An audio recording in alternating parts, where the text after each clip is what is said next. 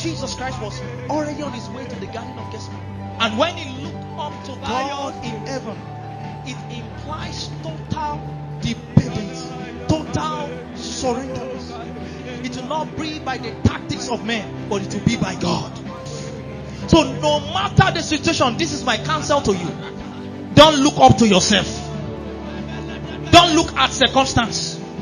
Refuse to look downward. Refuse to look around. That is the truth. If you will not be distracted, you have to look away from all form of distraction and look up to God. Tell somebody, look up to God. When you go through challenges, who do you look up to? Some of you were writing your WAEC and somebody needs to help you. Why? Because you have decided to depend on man. And I'm telling you, the arm of the flesh will fail you. No matter the manipulation, no matter the tactics, you can get to a place to the extent your calculation cannot take you forward. So what will you do? That is why the psalmist in the book of Psalm 127 verse 1, he said, I will lift up my eyes unto what? The hill where cometh what? My help. Verse 2 said, my help cometh from what? Who did what? Who made heaven and earth? So you look up to locate help. Lesson number 2. The Bible said, he said what? Father, I want you to carry this consciousness anytime you pray.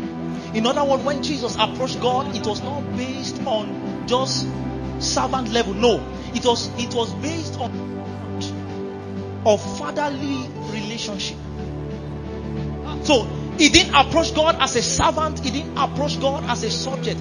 He approached God as a child, communicating with the Father. So carry this consciousness anywhere you go. Anytime you want to talk to God, carry this consciousness and say, Father, I know you.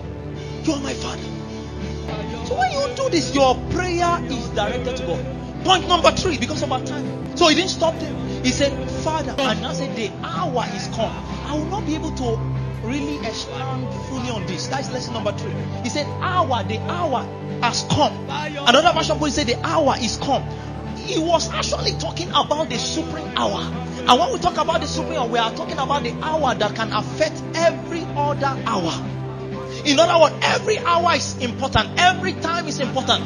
But there is a particular hour, do you get it now? That can affect, that can overwhelm, that can give meaning to every other hour. I was telling my biology, I said, all cells come from what? The pre-existing cell. The same thing, times also come from the pre-existing time.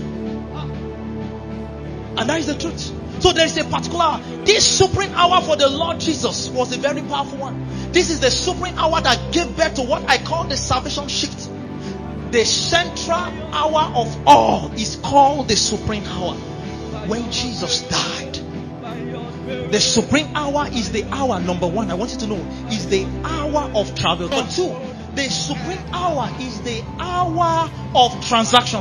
Number 3, the supreme hour is the hour of transition. Tell somebody, transition.